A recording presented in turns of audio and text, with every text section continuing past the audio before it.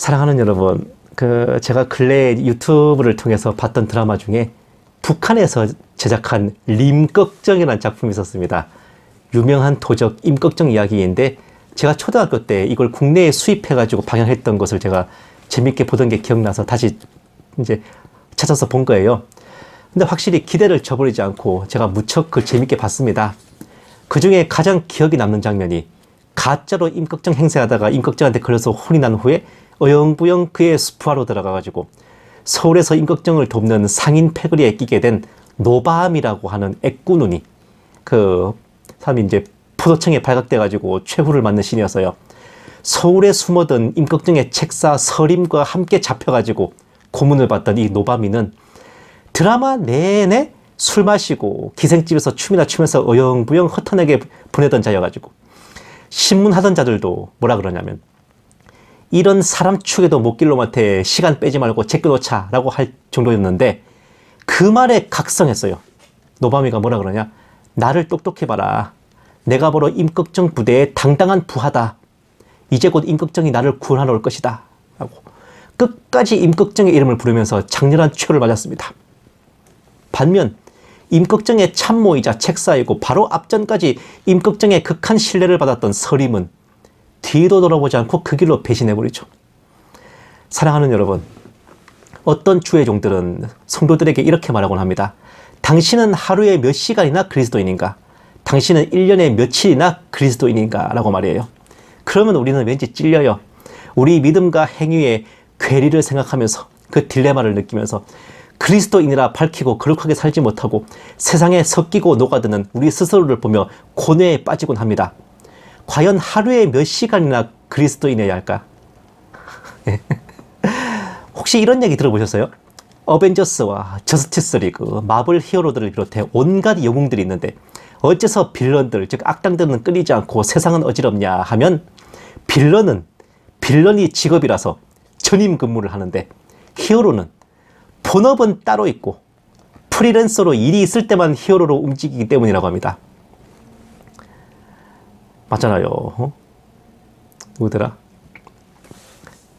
토니 스타크도 적하고 싸울 때만 아이언맨이지 걔가 평소에는 자기 회사 운영하는 그 사업가 아닙니까? 이런 것처럼 웃기면서도 핵심을 잘 짚은 말인데, 영웅이라는 거는 사실 1년 365일 하루 24시간 영웅이라서 그런 게 아니라 나서야 할 그때 그 순간의 단호한 결심과 실천으로 인해 영웅으로 기억되는 겁니다. 영웅이 되는 거고요. 대부분은 그걸 못해서 영웅이 못 되는 거예요. 영화나 드라마에 나오는 히어로와 히로인들은 평소에는 각자 일상을 살면서 영웅이 아닌 척을 합니다. 그러다가 사건이 터져서 자신의 정체를 드러냈을 때 서로를 바라보며 당신도? 당신도? 라고 하는 거죠. 우리나라를 예로 들면 조선시대 암행어사가 있는데 왕명을 받들고 어떤 지역에 투입된 후에 정체를 숨기고 이제 탐문 조사를 해요. 그러다가 어느 순간이 되면 신분 위장, 즉 암행을 멈추고 정체를 드러내는데 이때 외치는 문구가 그 유명한 암행어사 출도야입니다. 출두 아닙니다. 출두는 법원에 불려나가는 게 출두하는 거고, 이 암행어사가 드러나는 거는 출도라고 해요. 어둠 속에서 정체를 감춘 채로 움직이던 분이 이제 대로변으로 정체를 드러내고 나왔다라는 뜻입니다. 더 이상 외면할 수 없는 선까지 왔을 때, 정체를 밝혀야 되는 순간이 다가왔을 때가 선택의 기로입니다. 가령 유명한 춘향전의 이몽룡도요, 자기 눈앞에서 춘향이의 목숨이 경각에 이르자 주저앉고 정체를 드러내며 춘향이를 구하고 악랄한 변사또를 벌하는 겁니다. 혹은 간첩들을 예로 들면 적지에 잠복한 고정간첩의 경우 평소에는 그 나라 사람 행세를 하며 지내다가도 본국의 요원 및 지휘부와 접선하는 순간 본색을 드러내게 되죠. 요즘 이스라엘과 헤즈볼라의 전쟁이 한창인데 이란 혁명수비대 사령관과 참모장이 모사드의 간첩이었다, 헤즈볼라의 여단장이 간첩이었다 하면서 난리가 아닙니다만은, 간첩 즉 스파이란 적지에 투입된 아군의 특무 내선입니다. 정보를 빼내고 공작을 벌이고 필요시 내응을 하기 위한 요원이에요. 사랑하는 여러분, 대체 뭔 소리를 하고 싶어서 밑도 끝도 없는 얘기를 하고 있나 싶으시겠지만, 우리는 우리 한 사람의 행실과 믿음이나 삶만 바라보고 있다면 이는 나무만 보고 숲을 보지 못하는 겁니다. 우리의 삶과 신앙생활은 거대한 영적 전쟁의 일부이고 우리는 그 전쟁에서 하나님의 군대에 속한 전투원이고 특히 공중권세 잡은 자들이 농탕치는 적진에 투입되어 공작을 펼치는 간첩 요원들입니다. 본대랑 격리돼 가지고 따로 활약을 하는 거예요. 우리는 정사와 권세와 어둠의 세상 주관자들과 하늘에 있는 악의 영들에 대항한 전쟁에서 아군의 본대인 천군 천사들에 앞서 선발대 겸 특무 공작대로 먼저 출동한 공작원들입니다. 정체를 숨기고 세상에 섞여서 세상 사람처럼 살다가 때가 왔을 때, 지령이 왔을 때 하나님의 뜻을 받들어 행하는 그런 자들인 거예요. 스토리를 한번 쫙 적어보자면요. 창세전에 선발돼서 임무를 받고 출정했어요. 그런데 낙하산으로 투하되다가 적의 기습을 받아 머리를 다쳤어. 기억을 잃어버렸습니다. 내가 누구지? 이러면서 어영부영 그날에 말뚝박고 살아갔어. 그러던 요원이 어느 날 자신처럼 본국에서 파견된 동료 요원과 만나게 됩니다.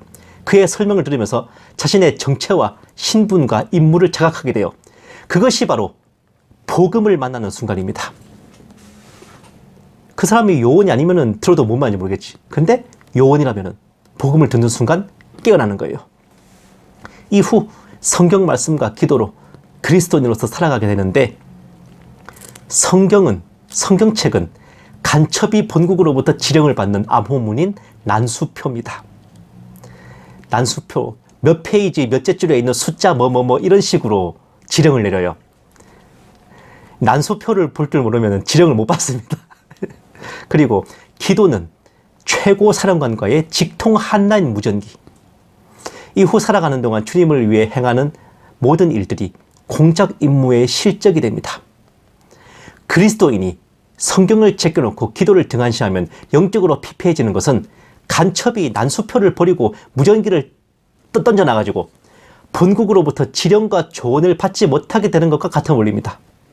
그러면 그 간첩은 더 이상 공작 임무에 쓸 수가 없어지죠. 왜? 본대와의 교신이 끊겼기 때문에. 그리스도인이 기도를 멈추고 말씀을 가까이 하지 않는 것은 바로 그런 겁니다. 본국과 연락이 끊긴 간첩과 같은 겁니다. 어쨌든 복음을 받고 자신의 정체를 깨닫는 그 사람은 이제 더 이상 어영부영 세상에 섞여 허탄하게 살아가는 사람이 아니라 영화 무간도나 신세계의 주인공처럼 범죄 조직에 위장 침투한 경찰 같은 거예요. 이중 간첩의 임무를 수행하는 엘리트 요원이 되는 겁니다. 세상은 그를 자신들 편이라 생각하겠지만 그는 더 이상 세상의 졸개가 아니라 하나님의 특무 공작원인 거예요. 다만 아직은 정체가 드러날 때가 아닌 터라 세상에서 하고 있던 일이 있고 맡은 직책이 있죠. 그 업무에도 일단 충실하셔야 됩니다. 물론 그 일로 인해 주어지는 편익이 너무 달콤해서 자신의 정체성을 저버리고 세상에 아주 귀순해버린다면, 날바 귀순해버린다면 그게 바로 배도올시다. 적군보다 더 악한 반역 행위로서 현세에도 내세에도 구원이 없어질 전망입니다. 사랑하는 여러분, 이것이 바로 하나님을 따르지만 세상에 섞여 동분서주하는 우리의 인생입니다. 혼자 신앙생활을 하자니 고독하고 뜻을 함께하는 형제 자매들 왜 이렇게 찾기 힘든지 깝깝하실 수도 있겠지만 정체를 숨기고 특무 공작을 수행하는 요원들이 떼거지로 몰려다니는 거 본 적 있습니까? 때로는 동지들끼리도 서로 못 알아볼 정도로 점조직으로 구축된 내선이라서 그래서 더더욱 뜻맞는 성도 한 명 찾기 힘든 법이에요. 혹이라도 그런 사람 만나게 되면 단 몇 사람이라도 함께 있어 더 즐겁고 은혜로운 시간을 갖게 되는 겁니다. 그래서 오늘 본문 말씀처럼 세상이 너희를 미워하니 너희는 서로 사랑하라 라고 하신 것일지도 모릅니다. 동역자 없이 혼자 사역하면서 아주 가끔 오프라인으로 몇 분을 뵙고 티타임을 갖는 제 입장에서도 너무 와닿는 말씀이거든. 이게 뭔 말씀인지 제가 알겠는 거예요. 사랑하는 여러분, 우리는 모든 순간을 성도답게 살 수는 없고 어쩌면 아주 많은 순간을 세상 사람이나 다름없이 살아가고 있습니다. 그러나 중요한 것은 나서야 할 때가 왔을 때, 결단의 순간이 왔을 때 우리의 정체성을 지킬 수 있어야 한다는 겁니다. 이것은 회식 자리에 가서 술을 마실까 말까, 담배를 필까 말까, 야동을 볼까 말까, 이런 육적인 게 절대 아닙니다. 그리스도인의 본질에 대한 것, 말씀의 본질에 대한 것, 영의 본질에 대한 겁니다. 그런 문제, 그런 결단의 순간이 여러분 인생에 반드시 오게 됩니다. 그때 여러분이 어떤 선택을 하냐에 달린 거예요. 서두에 말씀드린 임꺽정의 부하 노바미는 작품 내내 어설프고 방탕했지만 마지막 순간에 내가 임꺽정의 부하다 라고 당당하게 최후를 맞음으로 최고의 감동을 선사했습니다. 그런데 서림은 임꺽정이 가장 신뢰한 측근이었지만 결단의 순간에서 배신을 선택함으로써 잠시 목숨을 부지했으나 끝내는 비참한 최후를 맞았죠. 우리는 과연 어느 쪽에 해당할까요? 겉으로 드러나는 모습만이 그리스도인으로서 그 사람의 전부가 아닌 겁니다. 그가 참 그리스도인이냐 아니냐를 알 수 있는 것은 나서야 할 때, 지켜야 할 때 그 순간에 그가 어떤 선택을 하느냐예요. 제가 말씀드린 것처럼요. 오늘의 중요한 소재가 간첩인데 이런 스파이의 대명사가 바로 오늘 설교 제목인 007이에요. 자타칭 영국 군사정보부 MI6의 최고 에이스 요원인데 이런 제임스 본드가 정말 훌륭한 인물일까는 007 시리즈 내내 의문입니다. 왜냐? 작품마다 제임스 본드는 술꾼에, 난봉꾼에, 도박꾼에 한량도 그런 한량 없어요. 임무를 수행하는 기간보다 술 마시고 카지노에서 빠찡코 한 판 땡기고 여자들과 농탕 치는 시간이 더 많습니다. 그런 본드의 돕는 배필인 본드걸도 마찬가지예요. 낮에는 가느다란 비키니 입고 해변에서 노닥거리고요. 밤에는 가슴 푹 파인 드레스 입고 파티에서 개폼 잡는 게 모든 007 시리즈에서 본드걸의 공통입니다.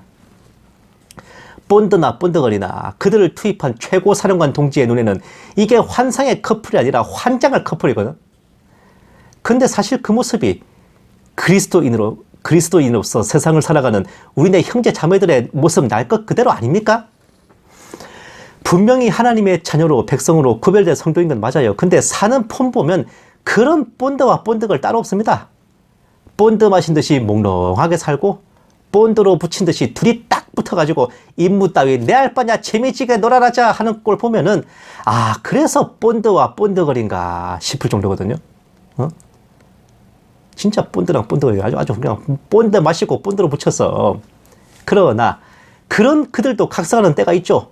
바로 방치해서는 안 될, 더 이상 놔둬서는 안 될 거대한 악이 눈앞에 다다랐을 때 그 정체를 목격한 순간, 그것을 처리하라는 지휘부의 명령이 당도한 순간 이 007 제임스 본드와 본드걸은 깨어나서 임무를 자각하게 되고 그동안 같이 딱 붙어서 놀기 바빴던 서로가 알고 보니 특무 공작의 동지였던 것도 깨닫고 그때부터는 손발을 맞춰서 공작 임무를 수행하게 됩니다. 그것이 바로 007 시리즈의 묘미인 거예요. 우리 또한 마찬가지입니다. 그리스도인으로서 결코 묵과하지 말아야 될 선이 다가왔을 때 미혹과 불의 앞에서 구원과 재림의 문제 앞에서 십자가의 보혈이 공격당하는 것 앞에서 그 순간에 우리가 가면을 벗어던지고 우리의 정체를 드러내 보여야 할 때 그때 우리는 어떤 사람일까요? 결론은 나 있습니다. 우리는 미션을 받고 온 요원이에요. 세상에 복음을 전해야 될 미셔너리이고 세상을 향해 발사된 미사일입니다. 미션, 미셔너리, 미사일 이거 모두 다 같은 어원입니다. 보내심을 받았다는 거예요.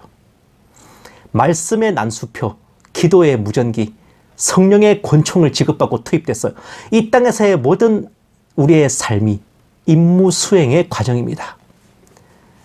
살아서든 죽어서든 임무를 마치고 본국 천당으로 복귀할 때까지 우리의 정체성을 잃지 않고 그렇게 살아갈 것입니다. 어떠한 삶을 살았든 이 땅에서의 생을 마칠 때 성령님께서 담배 한 대 딱 피워 물려주시면서 동무 마지막으로 남길 말이 있으면 전해줄 테니 말해보라고 하실 때